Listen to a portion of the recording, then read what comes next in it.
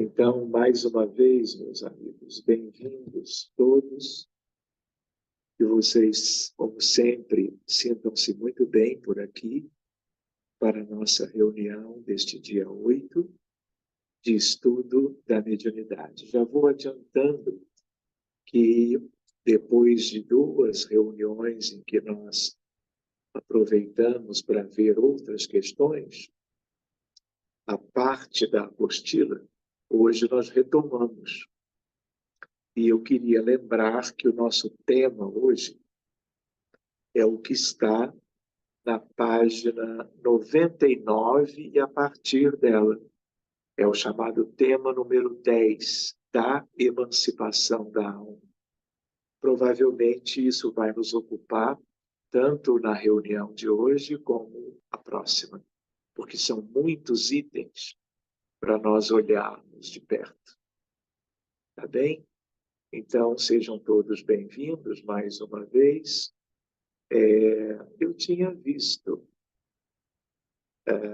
a Luciana, ela chegou tarde, mas chegou a tempo. Sim. Então, não é? Eu vou convidar, então, a Luciana para cantar para nós uma música, a escolha dela, que já vá criando para todos nós o melhor clima possível, lembrando que nós, enquanto estudamos a espiritualidade que nos envolve, ela utiliza o que nós pensamos, sentimos e doamos fluidicamente para sintonizar todo mundo com questões que são necessidades das pessoas em qualquer lugar do mundo. Então, nos mantenhamos o tempo todo da melhor forma no sentido espiritual, no sentido das nossas escolhas, né? Então, para facilitar isso tudo, eu já pediria para a Luciana cantar uma primeira música para nós. Por favor, Luciana. Quando a sombra da tristeza ferir bem fundo o coração, quando a esperança é morta e a vida amarga ilusão, olhe para trás, veja quanta dor, súplicas de paz, clamando amor. Olhos sempre em trevas, mãos mendigam pão, bocas que não falam, risos sem razão. Deixe de chorar, volte a sorrir, você é tão feliz, volte a cantar. Faça uma prece, seja grato a Deus, Ele sempre abençoa os filhos teus. Quando a sombra da tristeza cobrir teus sonhos de ventura, quando a dor bater a porta, ferindo bem fundo o coração. Oh, deixe de chorar e volte a sorrir. Você é tão feliz, volte a cantar. Faça uma prece, seja grato a Deus. Ele sempre abençoa os filhos teus. Deixe de chorar e volte a sorrir. Você é tão feliz, volte a cantar. Faça uma prece, seja grato a Deus.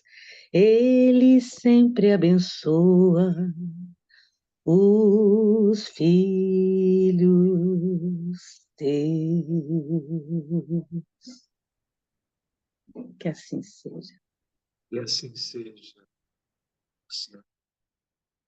Nós vamos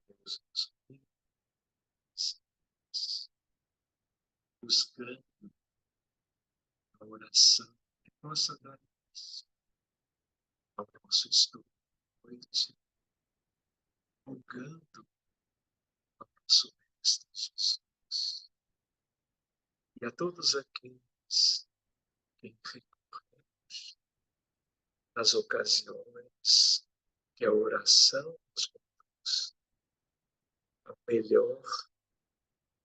Nós vamos agradecendo o ano novo, o encontro da noite de hoje, com vistas a mais uma etapa de estudo da mediunidade, e que esses benfeitores, anjos tutelares, guardiães da vida, espíritos familiares e protetores, guias e mentores,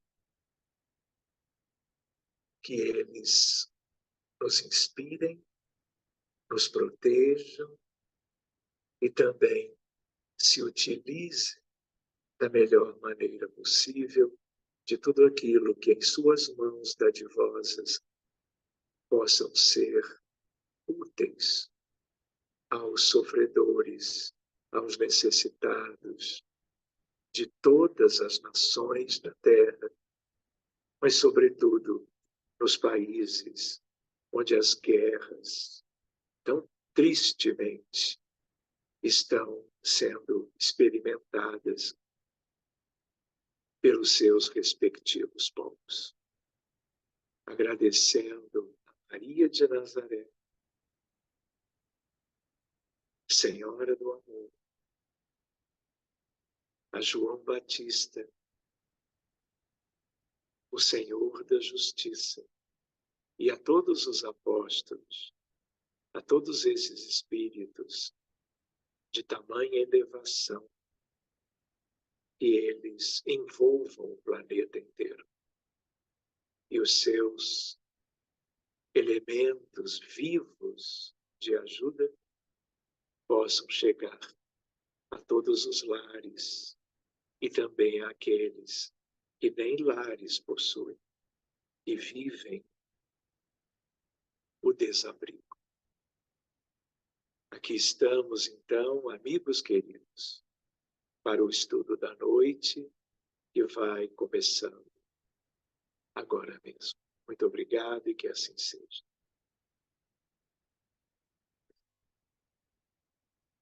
Muito bem, gente. Então, como nós tínhamos comentado, queria dizer que todos sintam-se muito bem-vindos por aqui, os que já participam há mais tempo, os que estão hoje por uma primeira vez, de tal maneira que eu sugiro que vocês abram a apostila, aquela das últimas reuniões, a de número 1, e vocês possam abri-la na página número 99, que é, então, o capítulo que nós vamos estudar como que agora mesmo.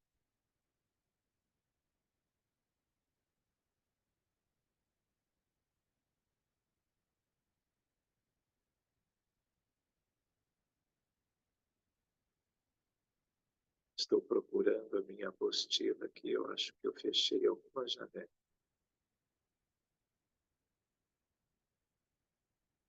Achei. Muito bem, gente. Então, página 99, a emancipação da alma. Então, uma primeira ideia introdutória e bem básica é a ideia de que nós somos almas, nós somos espíritos. Usando, né, a terminologia kardeciana, as pessoas encarnadas possuem suas almas. Na verdade, possuem não. Elas são as almas E o que elas possuem transitoriamente é o corpo físico. Os desencarnados são espíritos, mas eles não têm o corpo. E tanto os do lado de lá como os do lado de cá, todos possuem o chamado perispírito, que é também um corpo, mas é um corpo sutil. Então, a lembrança oportuna agora é no sentido de que nós vamos examinar aspectos que são relacionados aos encarnados. Então, quando se olha um título como aquele, a emancipação da alma, isso se refere às almas dos encarnados que, em diversas circunstâncias diferentes, a mais simples e a mais universal de todas, quando as pessoas dormem. Quando as pessoas dormem no sono fisiológico, as suas almas se emancipam e saem do corpo. Esse é o sentido. O desligamento provisório, mais ou menos profundo, em circunstâncias diferentes, né, em que as almas vão para o mundo espiritual. E o corpo físico fica numa condição diferente, mas, sobretudo, por causa do sono fisiológico, o corpo repousando, por exemplo, numa cama qualquer, como é o hábito praticamente do mundo inteiro. Mas existem várias outras coisas aqui que nós vamos começando a examinar agora. Então, são todos fenômenos curiosos e todos eles estão relacionados ao que nós chamamos fenômenos anímicos. Fenômenos, portanto, relacionados à alma imortal. Aqui nós não estaremos lidando com a mediunidade, porque a mediunidade é um outro tipo de fenômeno psíquico diferente do anímico, que é, aliás, o que nós mais temos visto e temos trabalhado, a questão da mediunidade. Agora nós vamos nos deter um pouco sobre os tipos diferentes de fenômenos anímicos que a condição humana possibilita. Então vamos ver. Na página 99, em O Livro dos Espíritos, a alma é conceituada como um espírito encarnado. Essa definição traz algumas implicações, entre elas a indicação de que o encarnado vivia anteriormente em outro plano e, ao sair de lá para reencarnar, não estaria impedido de manter contato com os seus habitantes no mundo espiritual, como usualmente fazemos com pessoas que vivem em outras cidades, países ou continentes. Ou seja, não é porque nós reencarnamos que nós deixamos de ser espíritos, de termos um grau maior ou menor de liberdade para, em circunstâncias variadas, mantermos, vamos dizer, os nossos vínculos com o mundo espiritual. E que nós já vimos, é o mundo como que original e mais importante do que o plano físico, onde os reencarnados vivem por períodos diferentes até voltarem, pelo fenômeno da desencarnação, voltarem para a vida do além-túmulo. Mas, mesmo quando encarnados, nós estamos lá, pode-se dizer, o tempo todo. Vamos ver isso de perto.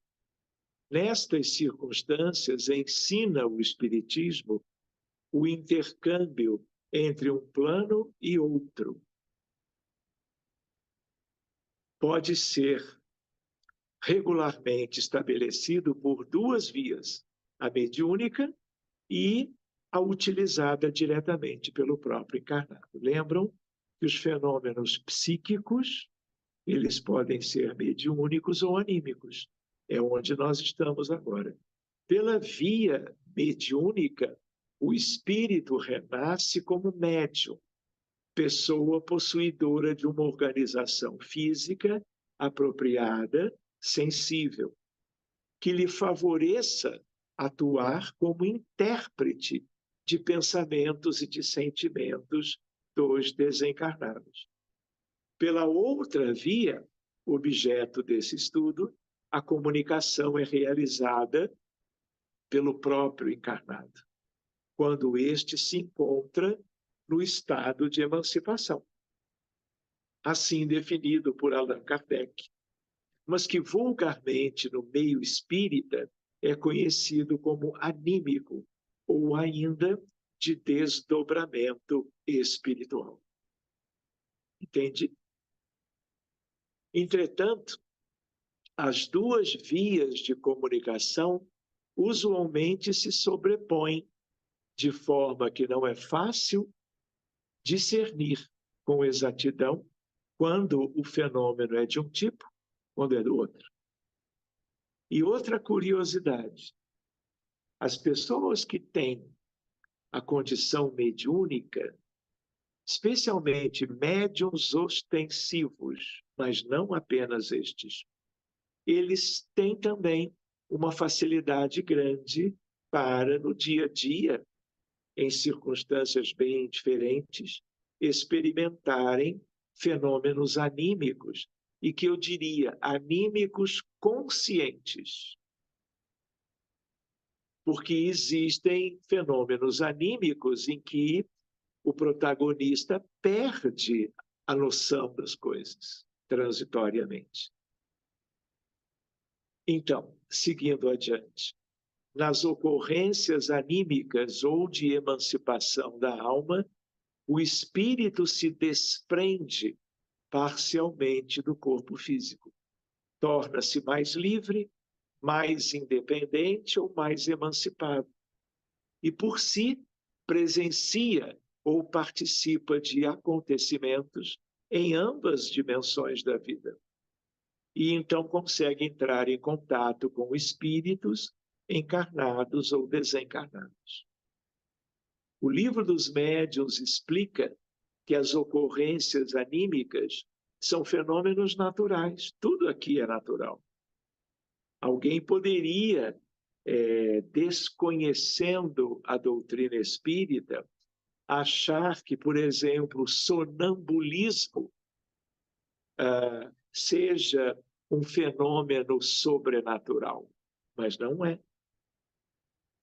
Assim como uma pessoa que enxerga espíritos, vultos, pessoas do outro lado, essas pessoas poderiam estar sendo como que compreendidas como vivendo no mundo da sobrenaturalidade. Mas também não é. São fenômenos mediúnicos. Então, sejam mediúnicos ou anímicos, tudo é natural. Seguindo, o Livro dos Médiuns, então, explica que as ocorrências anímicas são fenômenos naturais, tal como acontece com a mediunidade, pois ambos estão relacionados às propriedades do perispírito, uma vez que, no princípio de que tudo o que foi dito sobre as propriedades do perispírito após a morte também se aplica ao perispírito dos vivos, chamados encarnados. Sendo a emancipação da alma intrínseca à natureza humana, destaca Allan Kardec, o corpo é o envoltório e o instrumento do espírito. E à medida que este adquire novas aptidões, reveste outro envoltório apropriado, modelado e adaptado às necessidades da sua evolução. Então, uma primeira ideia, seguindo um pouquinho adiante, é a questão de número 1, a emancipação da alma em si. Assinalamos em seguida os fenômenos de emancipação da alma relacionados tanto em O Livro dos Espíritos como em O Livro dos Médiuns. Então, o primeiro deles, que já foi lembrado hoje, é a questão do sono fisiológico. E, junto dele, para qualquer ser humano, de qualquer idade, de qualquer lugar do planeta, a possibilidade dos sonhos. Então, esclarece a equipe do Espírito de Verdade ao codificador do Espiritismo. 2 pontos. O Espírito jamais está inativo. Durante o sono, afrouxam-se os laços que o prendem ao corpo. E então, não precisando o corpo de sua presença, o espírito se lança no espaço e entra em relação mais direta com os outros espíritos, especialmente aqueles com os quais se afiniza. E complementa: sabei que quando o corpo repousa, o espírito tem mais faculdades do que no estado de vigília. Lembra-se do passado, nem sempre. E algumas vezes prevê o futuro, dependendo do quê?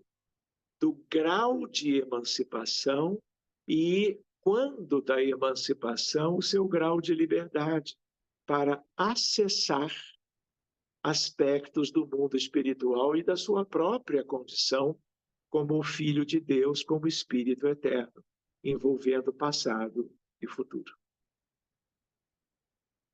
Adquire mais poder e pode entrar em comunicação com outros espíritos, seja deste mundo, seja do outro. Quando ele diz aqui, não estamos falando de extraterrestres, não é isso. Ele quer dizer que, por exemplo, 2 pessoas que estejam dormindo por causa de fuso horário, né? No mesmo período, estando, por exemplo, um numa cidade e outro em outra, ambos adormecidos, os 2 estão encarnados. E os 2 podem conversar, podem se encontrar no mundo espiritual, porque desdobrados, emancipados. Mas também é muito comum que o encarnado desdobrado, ele tem acesso a desencarnados que lhe são afins. Então, tudo isso é resultado do sono fisiológico. Então, muita gente ainda no mundo, por desconhecer estas coisas, acredita que, como o corpo está repousando, não existe nada naquela ocasião. Não existe vida, não existem manifestações, mas elas existem. E alguns vão se recordar, porque sonhar, de certo modo, todos sonham. E muitos, além disso, se recordarão durante a noite ou no amanhecer do dia seguinte daquilo que experimentaram, muitas vezes com sonhos vívidos, que vão se referir no dia seguinte e vão contar para as outras pessoas, ou não, dependendo do conteúdo de cada um. Olha o que ele diz aqui. Lembra-se do passado e algumas vezes prevê o futuro. Adquire mais poder e pode entrar em comunicação com outros espíritos, seja de um mundo ou de outro, plano físico, plano espiritual. O sono liberta parcialmente a alma do corpo. Por que parcialmente? Porque a liberdade completa é a desencarnação, é a morte. Então, é um outro aspecto, é um outro nível de ruptura do cordão fluídico, que é um capítulo que não nos interessa agora. Quando dorme, o homem se acha momentaneamente no estado em que ficará de forma definitiva depois da morte, dependendo do grau de liberdade durante o sono fisiológico. Querem ver uma analogia? Quando uma pessoa é submetida a uma anestesia geral ou a uma sedação profunda, a alma sai do corpo e vai para o mundo espiritual. De tal maneira que o fenômeno aqui, a diferença qual é? Ele é induzido pela anestesia. Mas é um fenômeno análogo. Quando a substância anestésica acaba ou é revertida por outra substância, a pessoa vai voltando do que nós chamamos de coma anestésico, por indução do colega anestesiologista. Pois bem, essa liberdade é recordada na forma de sonhos, dos quais guarda lembranças mais ou menos intensas. Quando o espírito retorna ao corpo físico, lembra-se do que fez e com quem esteve quando se encontrava emancipado, mas a grande maioria não lembra. Mesmo as pessoas que dizem não sonhar, sonham. Apenas não se recordam, pois o sonho, entende hoje a ciência, é uma necessidade tão vital ao ser humano como o ar que ele respira. Tanto é que a insônia é um problema médico sério que precisa ser devidamente abordado e tratado. O sonho é um recurso divino por excelência, que permite a qualquer pessoa comunicar-se com espíritos encarnados e desencarnados, dito de novo, sobretudo os que lhes são caros, independentemente do fato de possuir faculdade mediúnica desenvolvida ou não. Por quê? Porque é fisiológico. Não que a mediunidade não seja um aspecto fisiológico. É por este meio que os espíritos visitam e convivem com os encarnados.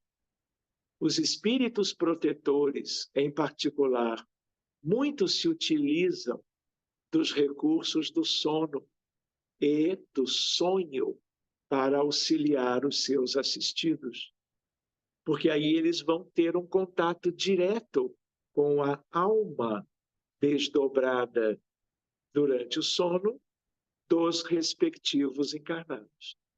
Não faz sentido? Ainda que a lembrança das experiências vividas não seja nítida, ensinam os orientadores da codificação que, em geral, guardais a intuição dessas visitas ao despertardes. Muitas vezes essa intuição é a fonte de certas ideias que vos surgem espontaneamente, tipo um lampejo, um insight, sem que possais explicá-las e que são exatamente as que adquiristes nessas conversas. Muito bem, então esse foi um item primeiro da emancipação, sonho e sonhos. E eu diria o mais universal de todos. Um outro item adiante, transmissão oculta do pensamento. Então, a telepatia ou essa transmissão é a comunicação instantânea entre duas pessoas, comum relativamente, possibilitando-as compreender-se apenas pela linguagem da mente, mesmo que ambas estejam acordadas em estado de vigília. Trata-se de uma percepção oculta, pois acontece em nível mental. Há entre os espíritos que se encontram uma comunicação de pensamentos que faz com que duas pessoas se vejam e se compreendam sem necessidade dos sinais exteriores da linguagem.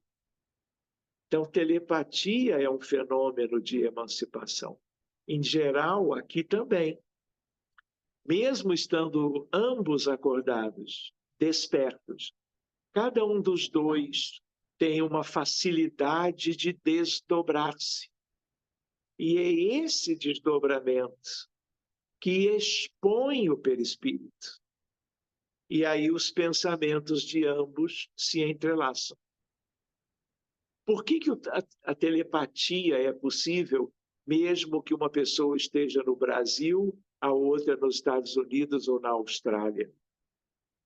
Porque existem afinidades, existe o conhecimento entre ambas, diferentes graus de amizade, né? E as duas se desdobram com uma certa facilidade. De tal maneira que uma coisa que às vezes acontece, não é? Você está pensando em alguém que você não lembra dessa pessoa há bastante tempo, não é? Pensa uma vez, pensa outra vez, daqui a pouco toca o telefone. Você atende, fixa o móvel, e é aquela pessoa que você vinha recordando sem que houvesse um motivo definido qualquer. O que funcionou? A telepatia. E por que a telepatia é possível? Porque pensamentos são irradiações ou radiações eletromagnéticas.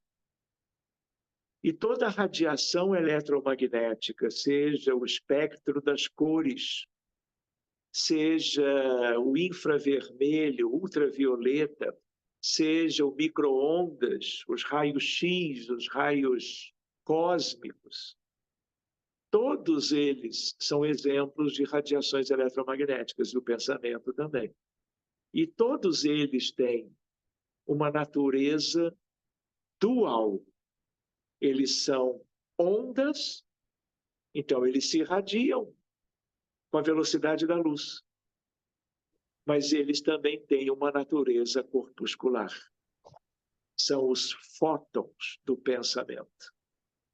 Mas sobre isso nós conversamos melhor, quem sabe, num outro momento. É só para nós entendermos que para telepatia, quem estiver no Brasil não precisa ir até a Austrália, nem vice-versa. Por quê? Porque por afinidade, interesses comuns, os encontros se dão. E as pessoas interagem de uma maneira mais superficial ou mais profunda na questão da telepatia. Seguindo, é por intermédio da telepatia que muitas ideias são difundidas, comentam os instrutores espirituais. Quando dizeis que uma ideia está no ar, fazeis uso de uma figura de linguagem mais exata do que supondes. Cada um contribui sem o suspeitar para propagá-la. Isso ocorre porque as ideias são captadas por outras mentes que se mantêm em sintonia, visto que o espírito não se acha encerrado no corpo como numa caixa. Ele irradia por todos os lados. Por isso pode comunicar-se com outros espíritos, mesmo em estado de vigília, embora o faça mais dificilmente. Em estado de vigília, a comunicação mental é menos frequente do que no sonho, no sono fisiológico também. Aqui vale a pena, talvez, nós nos lembrarmos, isso já foi assunto em reuniões anteriores, não é?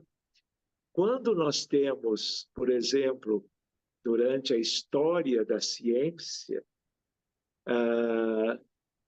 cientistas notáveis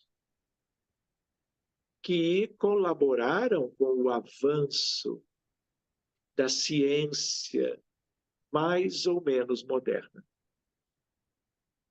Seja no campo da física, da matemática, da química, seja da astronomia, da astrofísica, seja o campo que for. Então, o que acontece?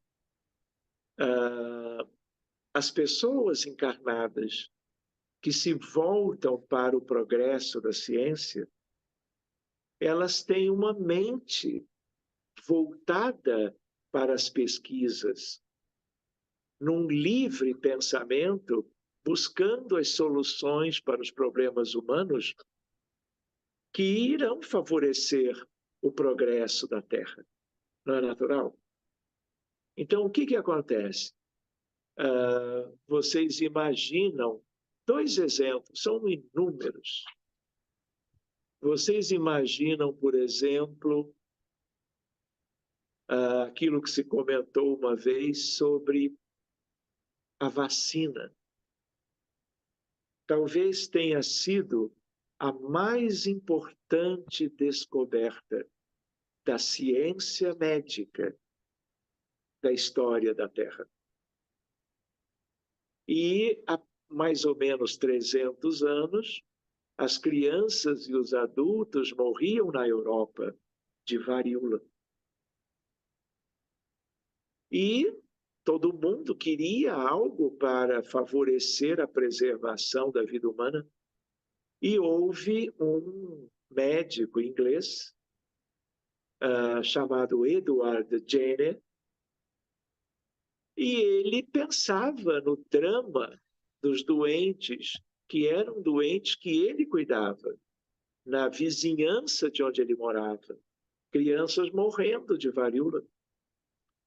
E aí a sua mente brilhante, eu diria, ela sintonizava com a busca de uma solução para uma tragédia coletiva de uma doença infecciosa que era causada, já não existe mais, pelo vírus da varíola.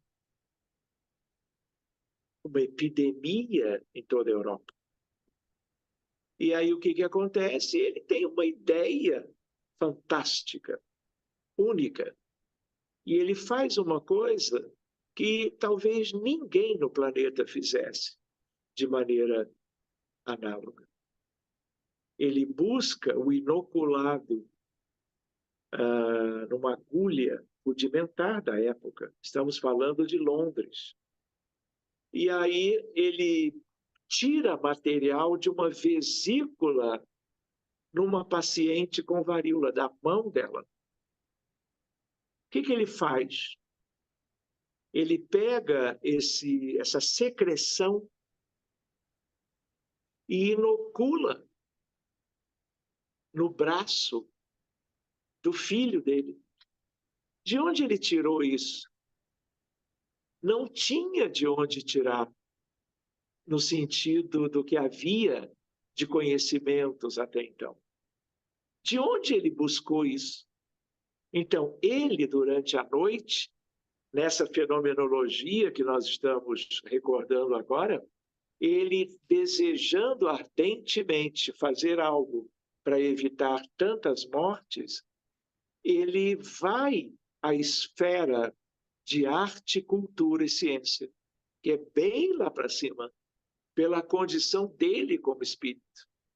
Interage com seus colegas, confabulam, estou presumindo. E aí, então, ele volta numa altura, amadurecendo aquelas ideias e seus desdobramentos, e decide fazer um experimento, vamos dizer, arriscando que o filho dele, logo o filho dele, que não havia adoecido de varíola, pudesse adoecer, pois o filho não tem varíola e começam as ideias da imunidade e a imunoglobulina, não é? As defesas imunológicas começam a ser movimentadas por uma ideia de uma vacina. Então, esse é um aspecto. Querem ver outro aspecto? Eu já comentei também isso antes, me perdoem se eu estou repetindo, mas, numa altura, nós tínhamos a física clássica, que é a física newtoniana. A física, vamos dizer, de até o final do século XIX. E aí a mecânica clássica, a óptica, a termodinâmica e até o eletromagnetismo ainda é clássico. E aí o que acontece? Eles estavam trabalhando em laboratório e pesquisando estudos sobre as radiações, querendo estudar as estrelas. Só que estrela fica muito longe. E eles criaram um modelo de laboratório que é o chamado corpo negro.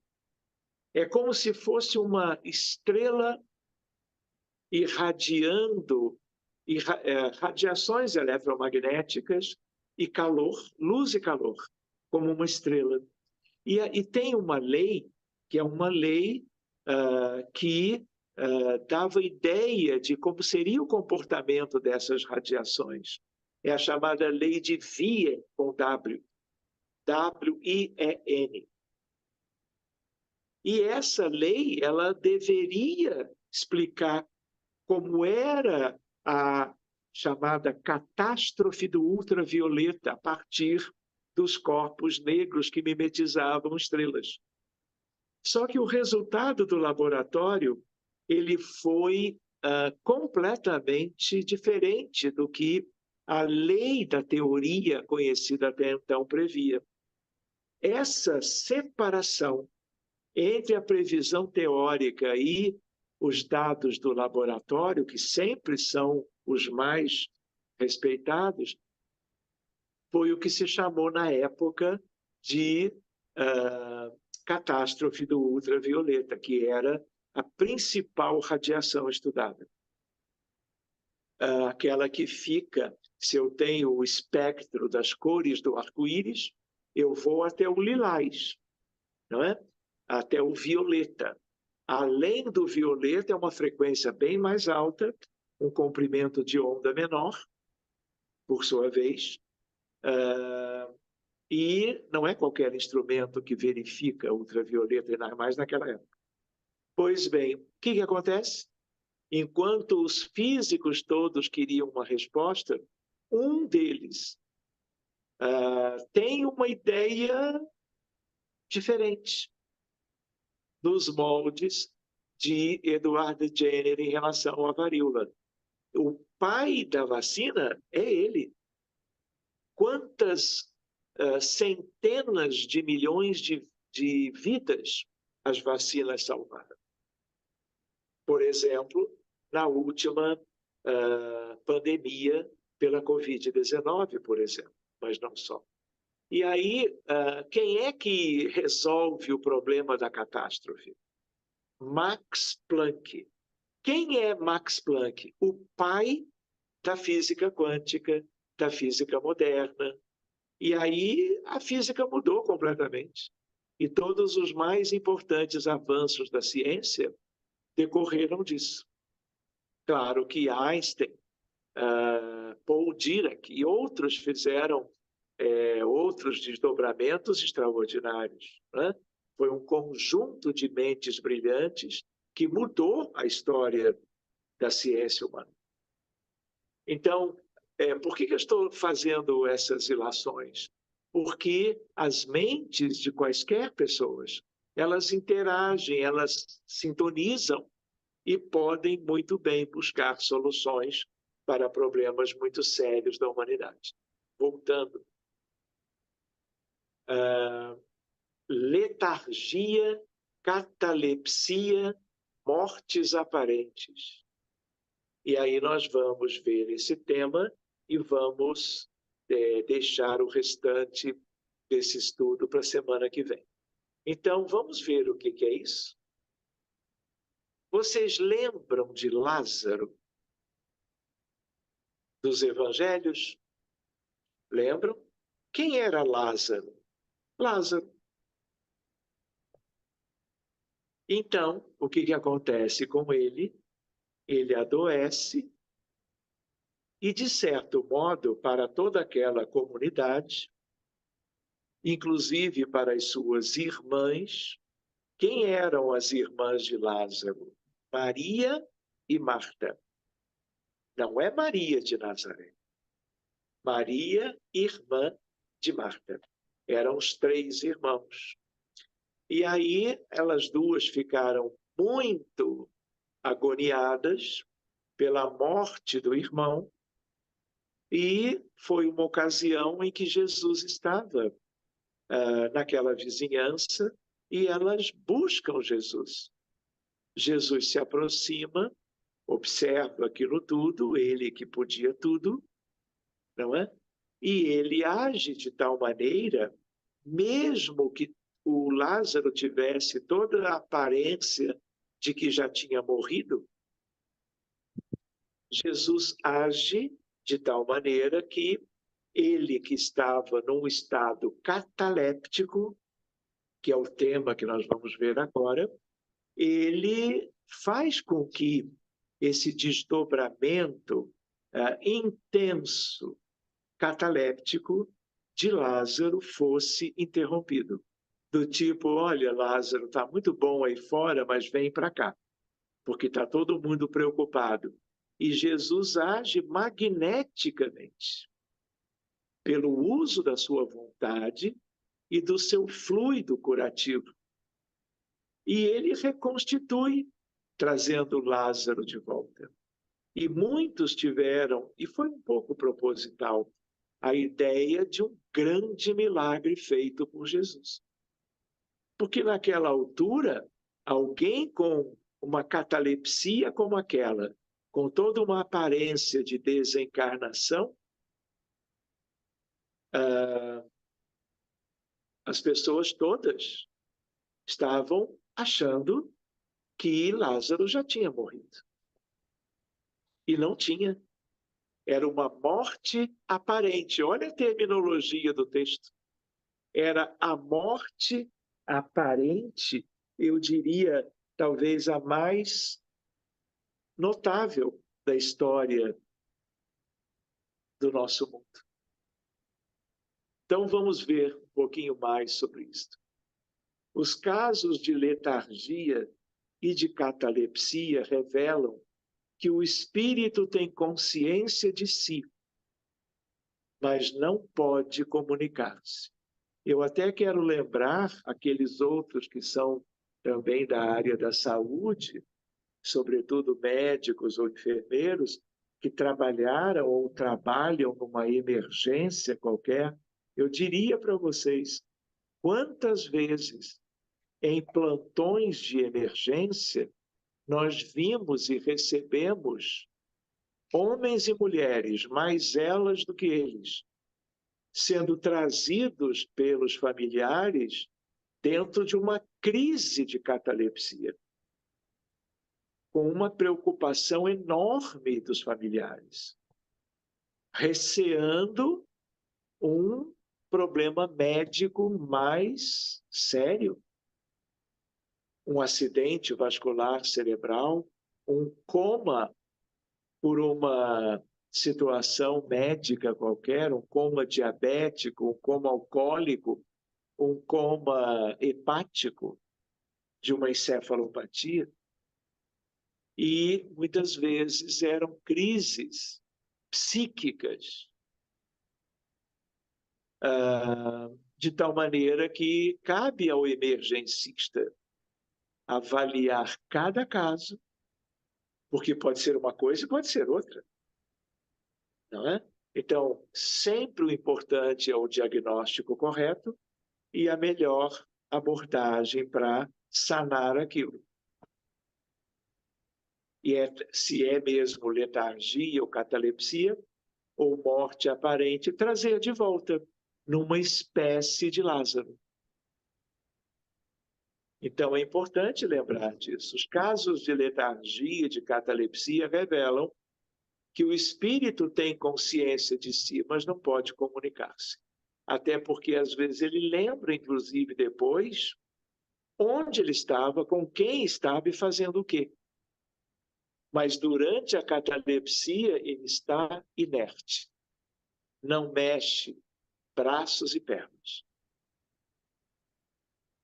São situações de emancipação da alma consideradas pela medicina como estados patológicos, sobretudo na área da saúde mental, da histeria, como numa certa época essas crises eram rotuladas. Posso lembrar mais uma questão histórica. Mesmer, ele foi como que o pai de um magnetismo que podia ser utilizado para ajudar pessoas doentes. A maioria, se é que eu posso dizer deste modo, sem nenhuma precisão, a maioria dos casos que Mesmer cuidou eram de mulheres em crises histéricas. Ele não cuidava de pacientes com câncer, com uma doença degenerativa qualquer, uma neoplasia ou uma doença infecciosa mais séria. Por causa disso, pela qualidade das pessoas com as quais ele tentava ajudar e tratar, a imposição das mãos, a fluidoterapia, o magnetismo de cura, do mesmerismo, porque foi ele que deu início a isso, na história da medicina, envolveu pessoas catalépticas letárgicas, ou em crises de ansiedade generalizada, que é um transtorno mental super comum no mundo inteiro. Então, vamos lá. São situações consideradas pela medicina como estados patológicos. As causas são variadas, desde lesões cerebrais, ação de certas substâncias químicas ou grave perturbação psicológica. Então, aqui vale uma ressalva do texto, uma correção. Quando essas emancipações elas são ligadas a lesões cerebrais ou a utilização de substâncias químicas que levam ao coma, isso já é outra coisa. Isso é um estado de coma, isso não é catalepsia. Coma é coma. Espontâneo por uma doença qualquer, por uma anestesia, por um trauma na cabeça, por exemplo, um traumatismo crânioencefálico, isso é uma coisa, isso é coma. Então é melhor separar. Coma alcoólico, por trauma, por meningite grave, do que a catalepsia, que é muito mais uma questão de desdobramento, de emancipação, sem nenhuma conotação médica mais importante. Pois bem, para o espiritismo é um estado anômalo que pode ser induzido por espíritos obsessores ou por intenso afastamento, desligamento do perispírito, do corpo físico, situação que, se persistir, pode levar à desencarnação. Se a pessoa ficar sem comer, se a pessoa ficar sem se hidratar, se ela ficar naquele estado sem atendimento, acolhimento, socorro, as coisas podem piorar. Talvez até no caso de Lázaro, a coisa estivesse muito próxima de uma situação de coma, por uma causa que mais frequentemente estaria ligado a catalepsia. Vamos ver mais um pouquinho antes do sonambulismo. Olha lá, na letargia, a pessoa encontra-se em uma condição de torpor ou de lentidão funcional. A imobilidade generalizada e o sono letárgico, que pode conduzir à morte, excepcionalmente. Outras vezes, não há sono propriamente dito, ainda que não ocorra qualquer resposta muscular. Por quê? Porque a pessoa está no ambiente, às vezes, e ela se dá conta. Como acontece, nós não vamos ver isso hoje, mas há toda uma analogia com aquilo que nós chamamos de fenômenos de quase morte. Nessas condições, o indivíduo sabe o que está se passando. Só que ele não interage com ninguém. Pode sofrer seus efeitos, mas é incapaz de exercer suficiente força de vontade para a promoção de uma defesa muscular. Às vezes é uma incapacidade dele ou dela, às vezes é por causa de uma obsessão. Por causa de uma obsessão grave, que a pessoa perde o controle, a capacidade de reagir. É como, vamos dizer, uma subjugação, mais do que uma obsessão. Seguindo adiante, perseguidores implacáveis podem induzir o encarnado ao estado letárgico. Na catalepsia, ocorre diminuição generalizada da resposta ou reatividade, que se caracteriza comumente por um estado semelhante ao transe e pode enganar até os profissionais de saúde, que podem ter dificuldade de separar uma coisa da outra. Para cada paciente na emergência desse modo, separar uma coisa da outra. Médicos e enfermeiras devem ter em mente que, mesmo com o paciente em transe, as conversas podem ser ouvidas. Ensinam os postulados médicos. O mais comum na catalepsia é que apenas uma parte do corpo se mantenha imóvel. Por último, por hoje, a letargia e a catalepsia têm o mesmo princípio, que é a perda momentânea da sensibilidade e do movimento.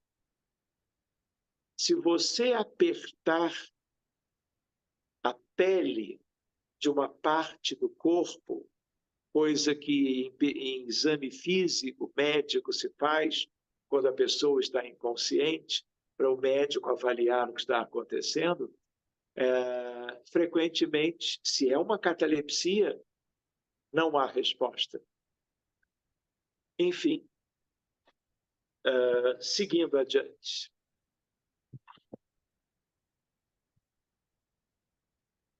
Diferem uma da outra pelo fato de que na letargia a suspensão das forças vitais é geral e dá ao corpo todas as aparências da morte. Na catalepsia, ela é localizada e pode afetar uma parte mais ou menos extensa do corpo, de modo a deixar a inteligência livre para se manifestar, o que não permite confundi-la com a morte. A letargia é sempre natural, tem origem em causa fisiológica ou intoxicação química. Mas lembram, medicamente, se é intoxicação química, é o que nós chamamos de intoxicação medicamentosa com ação que pode gerar um coma superficial, um coma moderado ou um coma profundo, dependendo da substância e da quantidade ingerida ou administrada. Então, aqui uma observação. As mesmas substâncias usadas por dependentes químicos são aquelas que se o usuário da droga se utilizar de uma quantidade maior numa determinada ocasião, seja algo consciente ou sem querer, dependendo da quantidade, ele morre. Quantas pessoas desencarnam hoje em dia nos Estados Unidos pelo fentanil? Não é verdade? Por quê? Excesso na dose, por um mecanismo qualquer, vamos dizer, consciente, desejável, voluntário ou involuntário. Mas tudo resulta em milhares de pessoas por ano nos Estados Unidos, pelo uso da droga mais temível hoje em dia por lá, para alguns de vocês por aí, que é o fentanil. Então, a catalepsia é espontânea, mas pode ser provocada e desfeita artificialmente pela ação magnética. Então, vocês repararam que há uma variabilidade de causas, de apresentações clínicas. Então, cada caso é um caso, isso tem que ser muito bem administrado. Medicamente, inclusive. Considerando-se que em ambas as condições há paralisia total ou parcial. A pessoa apresenta um quadro que popularmente foi alcunhado de morte aparente. Então, na semana que vem, nós vamos ver os outros itens dessa temática da emancipação. Provavelmente vamos terminar o tema número 10, que começamos hoje cedo. Então, eu sugiro que nós agora possamos conversar um pouquinho a respeito dessa temática. Semana que vem conversamos um pouco mais, mas como se comentou um aspecto, outro, alguém gostaria de tirar alguma dúvida, trazer alguma observação? Doutor Sérgio, boa noite. Carlos Gomes. Tudo certo? A minha questão é o seguinte: no caso da catalepsia, como é que fica o sistema respiratório? Porque se a pessoa está respirando, logicamente sabe que está vivo. Nesses casos, como é que fica a situação? Olha, na imensa maioria das vezes, se é que eu posso dizer assim, eu me baseio também no que eu já vi, trabalhando em emergências, mais do que qualquer outro cenário, a respiração ela é variável, ela pode ser normal, mas frequentemente há uma diminuição dos movimentos respiratórios. Mas há uma movimentação suficiente para uma boa ventilação e uma boa oxigenação. Mas se você, profissional de saúde ou não, olhar atentamente, você vai ver discretos movimentos respiratórios. Existem casos no outro extremo, em que tudo é decorrente de uma crise de ansiedade, e nas crises de ansiedade as pessoas hiperventilam. Então só tem um jeito, é observar, e a tendência é de que mesmo que a ventilação seja menorzinha do que o normal, é o suficiente para a pessoa viver e oxigenar e ter minutos ou horas naquele estado, até que alguma coisa seja providenciada para ela. Tá certo? Então, não é para parar de respirar. Só tem que tomar cuidado para que o observador seja experiente. Porque se o observador não é familiarizado e ele não nota que há uma ventilação, ele pode gritar por socorro quando não é necessário. Mas, na dúvida, é melhor chamar alguém que entenda, para não se correr risco nenhum. E dependendo até do próprio profissional de saúde, ele, se não enxerga a movimentação, ele pode achar que o doente está em apneia, em parada respiratória, e chamar a equipe de reanimação do hospital. Então, por isso que eu digo, esse conhecimento é bom para todo mundo e para os colegas da área médica também, para que cada caso seja merecedor da melhor abordagem técnica, para não haver erro. Porque erro médico aqui pode gerar prejuízos para o paciente. O que mais?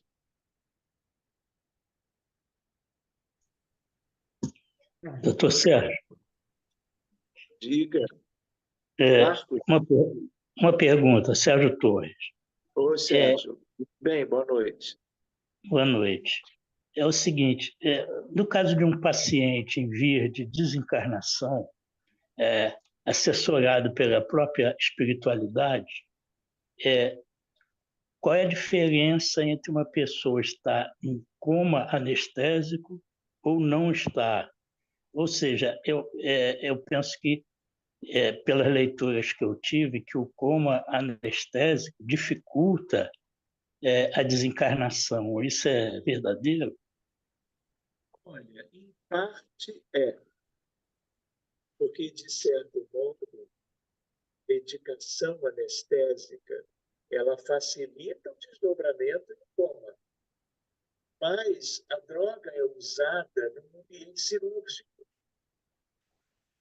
em que a cirurgia pode estar em curso, no meio, no fim, e há toda uma intervenção da equipe cirúrgica.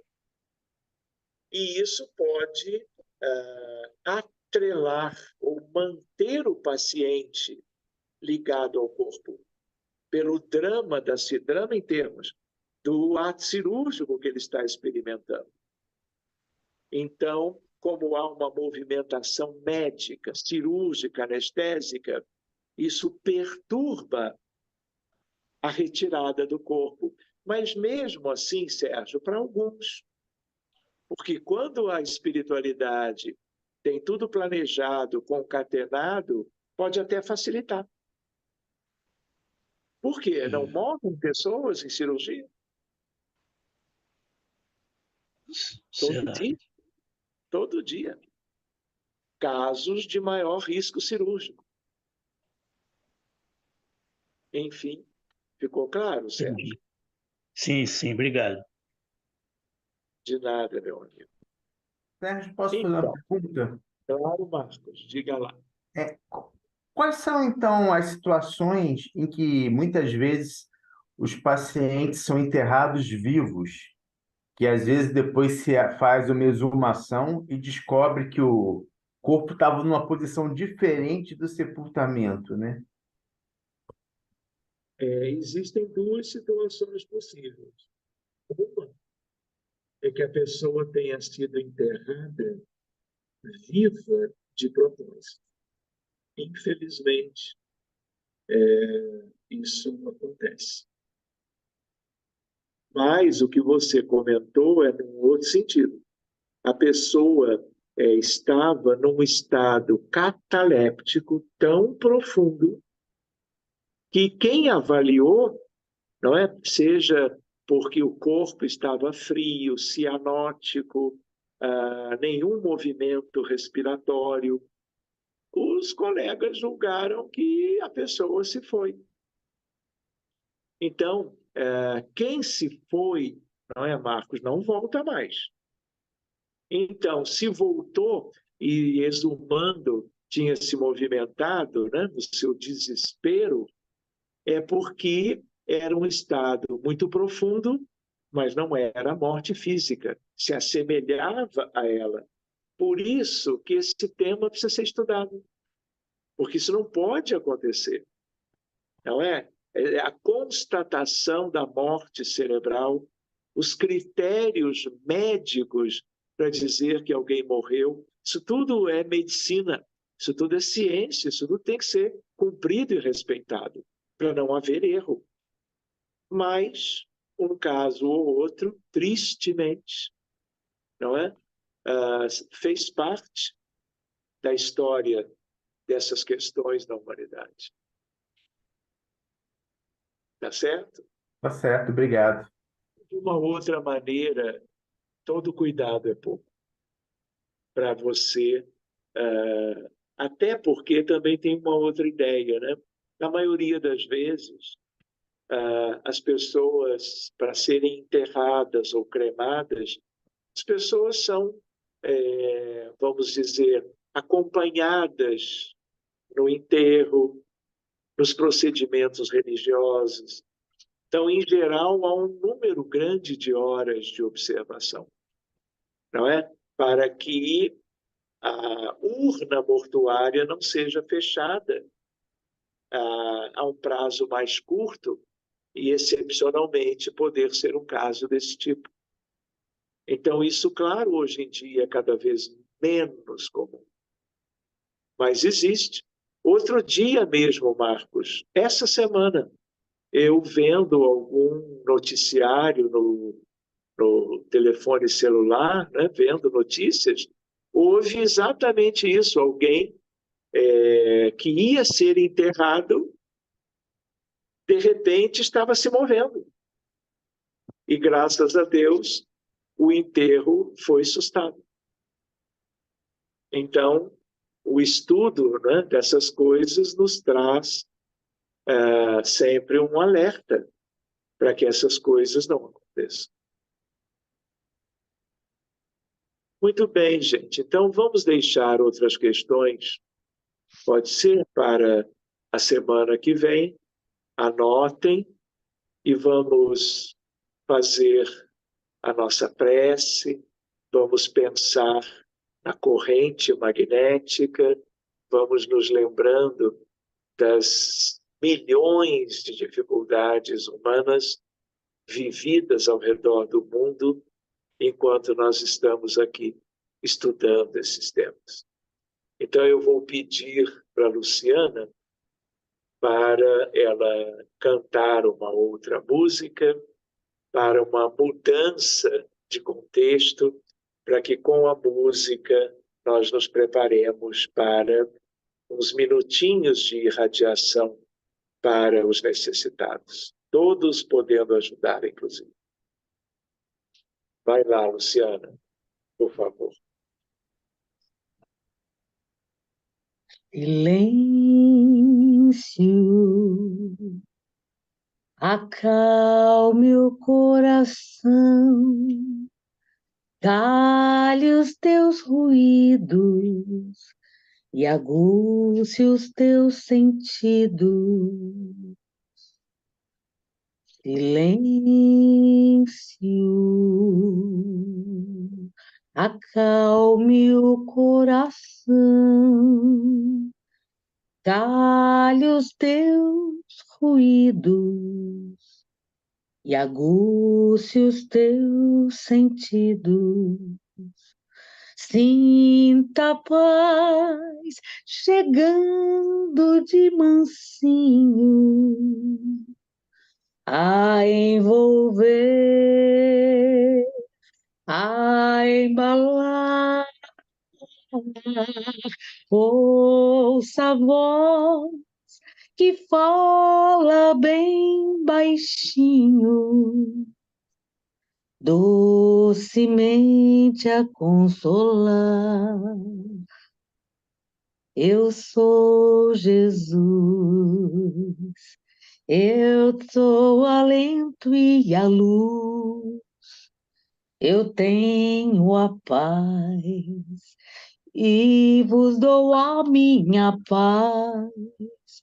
Faça silêncio em ti, para que possas me ouvir. Silêncio na alma, é prece que acalma. Silêncio na alma, é prece que acalma. Silêncio,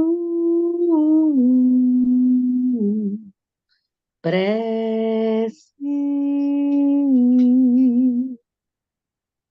silêncio. silêncio na alma é prece que acalma, calma, calma, silêncio.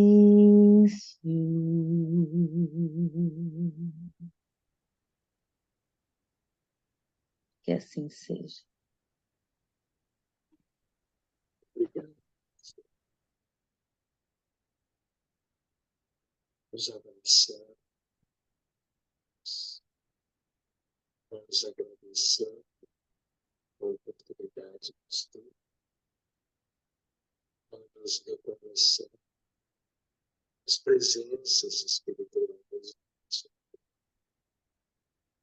invisíveis aos nossos olhos, equipes de espíritos múltiplos, e desde o início dos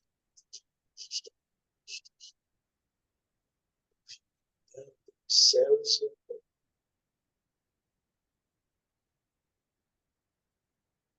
formando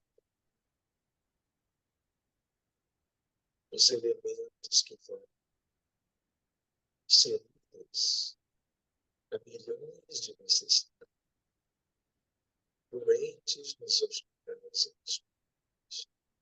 nas emergências, nas terapias intensivas, nos postos de saúde, doentes nos lares, doentes nas ruas, sem acesso a uma boa medicina, que eles onde estiverem, esses mensageiros, os protejam e levando a cada um melhor curso de existir. Os frutos dos encarnados feitos,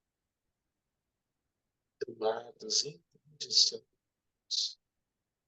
guerras, somados aos frutos deles, espíritos dedicados à saúde humana de encarnados e desencarnados. Que, sobretudo, eles atendam as vítimas dos acidentes, de todo tipo e natureza, como, por exemplo, no acidente ontem, numa estradinha no interior da Bahia, entre um ônibus de turismo e um caminhão, onde desencarnaram 25 pessoas instantaneamente, deixando também um punhado de feridos nas emergências das proximidades. Misericórdia, Jesus, para todos eles, como para as vítimas da violência no Brasil, mas em outros lugares também.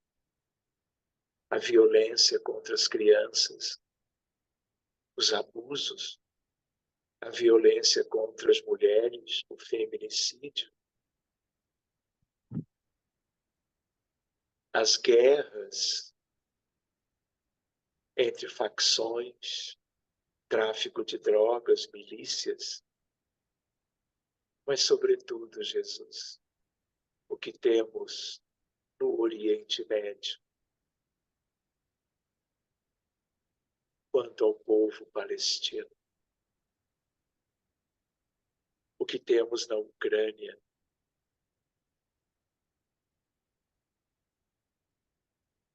quanto à guerra imposta pelo Kremlin. vítimas, crianças e jovens, adultos, idosos, que estão feridos nos hospitais ou nos lares. Ao mesmo tempo, tantos milhares que desencarnaram por ocasião de uma violência inimaginável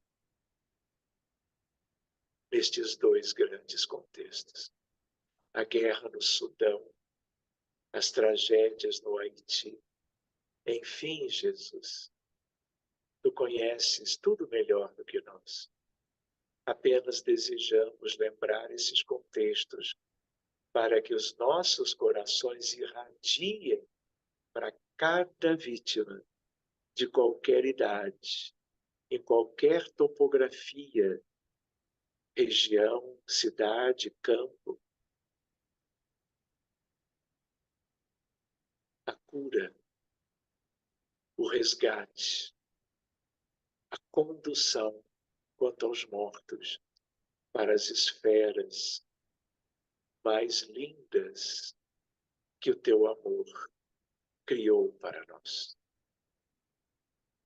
Muito obrigado a que esses espíritos tão amigos que nos acompanham há tanto tempo possam fazer pelos sofredores da terra. Todos eles, porque todas as vidas importam igualmente. Que Maria de Nazaré, suas servas, seus lanceiros, João Batista, o Senhor dos degredados, José da Galileia, apóstolos amados, 72 discípulos, os 500 da Galileia e do mundo inteiro, hoje empenhados pela diminuição do sofrimento. As tuas bênçãos por eles, mas por nós também. Muito obrigado, amigos queridos, e que assim seja. Mais uma, Luciana, por favor. Deus sabe todas as coisas, sabe o que sofres também. Deus sabe todas as coisas e o que mais lhe convém. Na vida tudo são bênçãos, basta a gente entender que Deus sem necessidade não deixa um filho a sofrer.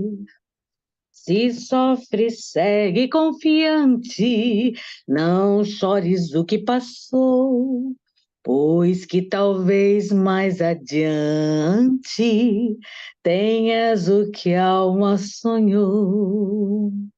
Se sofres, guarda a paciência, não chores o que passou, pois que talvez mais adiante tenhas o que a alma sonhou.